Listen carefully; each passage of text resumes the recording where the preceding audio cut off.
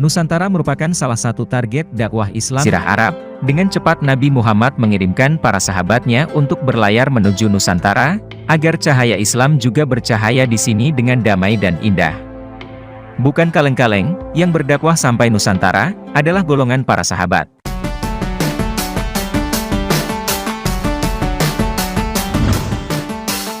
Seperti yang kita ketahui sebelumnya, dan dipelajari di sekolah, bahwa Islam datang melalui pedagang Gujarat India. Padahal bukan seperti itu. Ini adalah cara yang disebarkan oleh orientalis terkemuka Belanda, yang pertama kali bernama J. Pijnapel, lalu Snoek Hurgronje, yang notabene ingin menutupi sejarah, bahwa Indonesia adalah bagian pada kekhalifahan Utsman bin Affan. Oleh karena itu, Indonesia patut diperhitungkan. Demi mencapai tujuannya itu, ia mempelajari bahasa Arab, mengaku sebagai seorang Muslim, dan bahkan mengawini seorang Muslimah, anak seorang tokoh di zamannya. Kembali bukti-bukti sejarah terkuat, pemalsuan sejarah bangsa Indonesia oleh Belanda dan para misionarisnya, terbantahkan satu persatu. Berdasarkan catatan Pustaka Raja-Raja Ibumi Nusantara Parwa 1 Sarga 3, pada sekitar tahun 536 Masehi, di tepian Sungai Musi, telah ada sebuah pelabuhan internasional. Pelabuhan ini menjadi sarana pengiriman barang berupa tanaman gaharu, rempah wangi, pala, dan kapur barus ke berbagai negara seperti Yaman, Mesir, Cina, India, Persia dan sebagainya. Pelabuhan internasional ini merupakan sebuah wilayah otonom yang berada dalam kawasan Sriwijaya dan di bawah kendali Kerajaan Melayu Sribuja. Pada sekitar tahun 628 Masehi, penguasa Sriwijaya kedatangan utusan dari tanah Arab, bernama Akasyah bin Muhsin al-Usdi. Akasyah diutus oleh Nabi akhir zaman, untuk menyampaikan dakwah Islam, kepada penguasa Sriwijaya.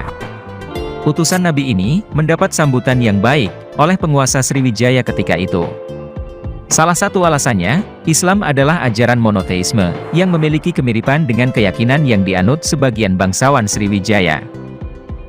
Keyakinan monoteisme di kerajaan Sriwijaya, dikenal sebagai ajaran Braham, atau ajaran monoteisme peninggalan Nabi Ibrahim. Keberadaan ajaran Braham pada saat itu, bisa terlihat pada catatan Fahian sepulang dari India, di era tahun ke-7 Kaisar Si. Kami tiba di sebuah negeri bernama Yapoti, di negeri itu agama Braham sangat berkembang, sedangkan Buddha tidak seberapa pengaruhnya. Hal ini, semakin diperkuat dengan adanya pendapat yang mengatakan, pada sekitar tahun 607 Masehi, telah ada kerajaan Sriboza yang bercorak Brahminik. Untuk kemudian, dakwah Islamiyah di tanah Sriwijaya ini terus berlanjut, terutama dilakukan oleh para pedagang dari Jazirah Arab. Bahkan salah seorang penguasa Sriwijaya, yang bernama Sri Indrawarman, diperkirakan seorang Muslim, yang menjalin persahabatan dengan Khalifah Islam Umar bin Abdul Aziz. Sebagian penduduk kerajaan Sriwijaya, jika ditelusuri secara genealogi, ternyata ada yang masih terhitung kerabat kerajaan Persia. Hal ini tergambar di dalam kitab sejarah Melayu, yang mengisahkan pemimpin wilayah Palembang, Demang Lebar Daun, yang merupakan anak cucu Raja Sulan, keturunan dari Raja Nusirwan, Adil bin Kibat Syahriar. Ada dugaan, keberadaan keluarga kerajaan Persia ini, dikarenakan terjadinya konflik internal di Persia sepeninggal Raja Nusirwan Adil, yang berakibat, sebagian bangsawan Persia mengungsi ke kerajaan Sriwijaya. Para pelarian politik Persia ini, dimanfaatkan oleh para penguasa Sriwijaya, untuk dijadikan instruktur di angkatan perangnya. Bahkan dalam upaya memperkuat pasukannya, kerajaan Sriwijaya mendirikan pangkalan militer di daerah Minanga yang berada di tepian Sungai Komering.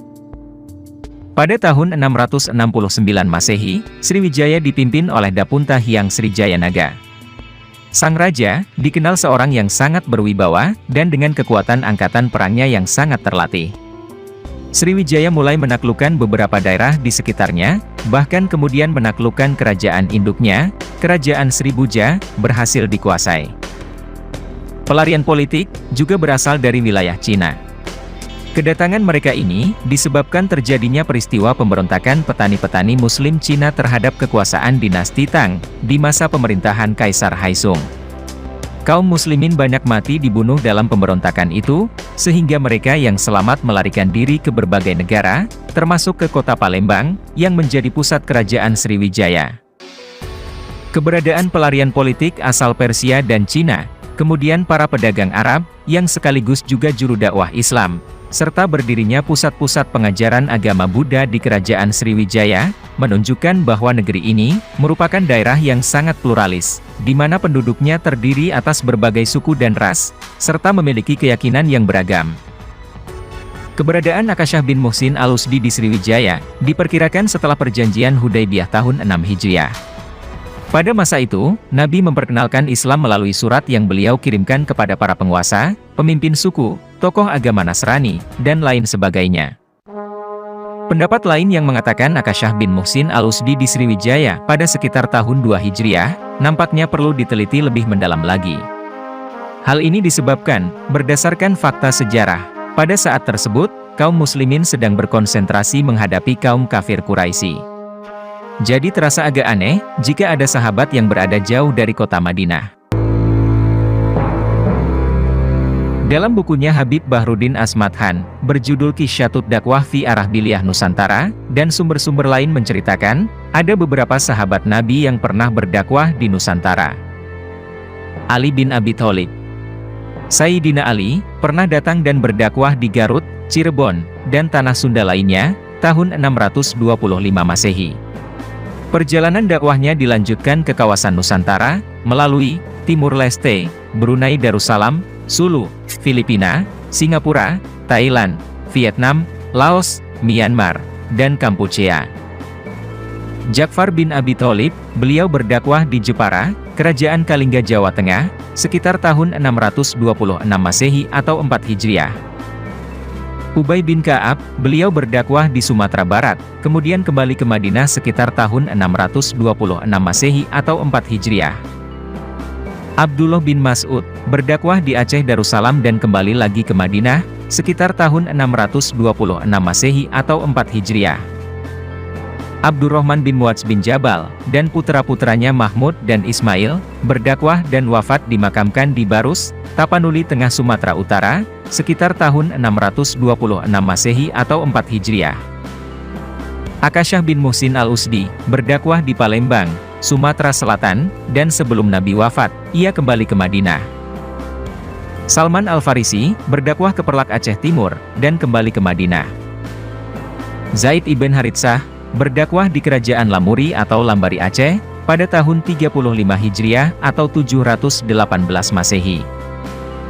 Wahab bin Abi Qobahah, telah mengunjungi Riau, dan menetap selama 5 tahun di sana sebelum pulang ke Madinah. Ratu Sima dan anaknya Jaisima dari Kerajaan Kalingga Jepara, diislamkan oleh Muawiyah bin Abi Sufyan, tahun 646 sampai 650 Masehi, dan sering berkirim surat, yang sekarang suratnya disimpan di Museum Granada Spanyol. Khalifah Umar bin Abdul Aziz, pernah mengunjungi Palembang tahun 718, dan mengislamkan Raja Srindravarma, lalu keduanya sering berkorespondensi, yang suratnya tersimpan di Museum Oxford, Inggris.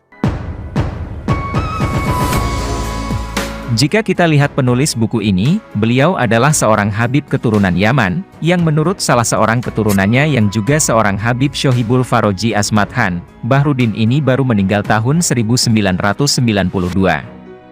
Artinya, tokoh ini adalah tokoh yang hidup di zaman kita sekarang ini. Jadi, buku yang ditulisnya, sudah pasti bukan sumber primer. Harusnya, bila penulisnya bertanggung jawab secara ilmiah atas klaimnya, ia akan mencantumkan dari mana kisah ini ia dapatkan. Sayangnya, untuk mendapatkan buku tulisan Bahruddin Asmadhan sangat sulit. Jadi kita tidak bisa menilai kualitas buku tersebut, dan lebih jauh lagi, kita tidak bisa mendapatkan informasi, dari mana Habib Bahruddin Asmadhan mendapatkan kisah tersebut.